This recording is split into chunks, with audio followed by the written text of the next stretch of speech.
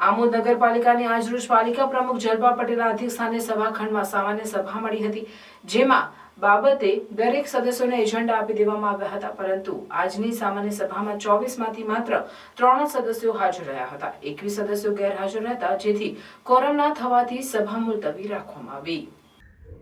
આજરોજ યોજાયેલી સામાન્ય સભામાં પ્રમુખ જલપા પટેલ, કારોબારી અધ્યક્ષ ગીતા પટેલ તેમજ અક્ષર પટેલ સહિત 3 સદસ્યો હાજર રહ્યા હતા। આમોદ પાલિકાના સદસ્યોની ચર્ચા મુજબ પ્રમુખ જલપાબેનના વહીવટથી ખુદ ભાજપના સદસ્યો નારાજ છે, તેમજ વિપક્ષ પણ નારાજ હોય વિપક્ષના પણ કોઈ સદસ્ય હાજર રહ્યા ન હતા। આ સામાન્ય સભા અત્યંત મહત્વની હોવા છતાં સત્તાધારી પક્ષના 11 સદસ્યો તેમજ અપક્ષના 10 સભ્યો કોઈ કારણોથી હાજર ન રહેતા 12.5 કલાકે પ્રોસિડિંગમાં કોરમ ન થવાનું જણાવી સામાન્ય સભા મુલતવી રાખી હતી।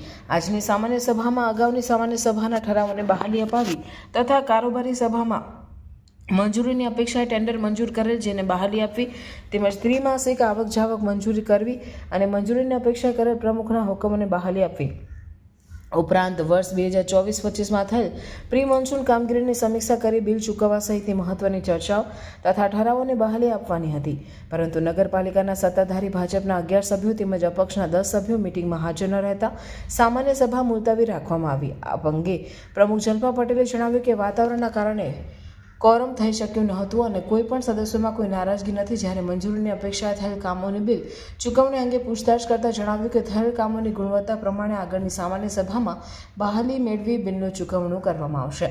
અપક્ષ સદસ્ય મહેન્દ્ર દેસાઈ સાથે ટેલિફોનિક વાત કરતા જણાવ્યું કે નગરપાલિકાના સત્તાધારી બોર્ડ દ્વારા નગરજનોના સામાન્ય પ્રશ્નો જેવા કે સ્ટ્રીટ લાઇટ વારંવાર કપાઈ જવી, અનિયમિત પાણી, રસ્તા રિપેરિંગ તેમજ ડોર ટુ ડોર કચરા કલેક્શન માટે ટેમ્પા ના મોકલવા જેવી પ્રાથમિક સેવાઓની વારંવાર મૌખિક રજૂઆતો કરવા છતાં અમારી કામગીરી ન કરતા હોવાથી અમે તમામ અપક્ષના સભ્યો મિટિંગમાં ગેરહાજર રહ્યા હતા। 12:15 વાગે સામાન્ય સભા રાખવામાં આવી હતી, જેમાં કોરમ ન થવાને કારણે આજની બંને સભા મુલતવી રાખવામાં આવી છે। હવે પછીથી જ્યારે પણ સામાન્ય સભાનું આયોજન થશે ત્યારે અગાઉથી જાણ કરવામાં આવશે। કોરમ ન થવાનું મુખ્ય કારણ શું છે? વાતાવરણની અસરને કારણે પણ હોઈ શકે।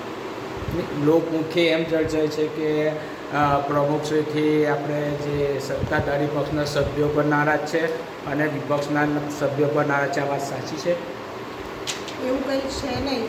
દરેક સભ્યોની સંમતિથી પક્ષ તથા અપક્ષના જ્યારે પણ કામનું આયોજન કરવામાં આવે છે તો લેખિત પુરાવા સાથે દરેક સભ્યોની સંમતિથી જ કામ લેવામાં આવે છે અને એના આયોજનને મંજૂરી આપવામાં આવે છે। આ તમે જે આજની સભામાં મંજૂરીની અપેક્ષાએ જે કામ કરેલા તેનો ખર્ચ થયેલ છે તેનું શું? મંજૂરીની અપેક્ષાએ જે કામ થયેલા છે એની ગુણવત્તાની ચકાસણી કર્યા બાદ એનું ચૂકવણું પણ કરવામાં આવે છે। તો એને બહાલી મળેલ નથી તો પછી ખર્ચનું ચૂકવણું થઈ શકે ખરું? એની બહાલી આગામી સભામાં મેળવવામાં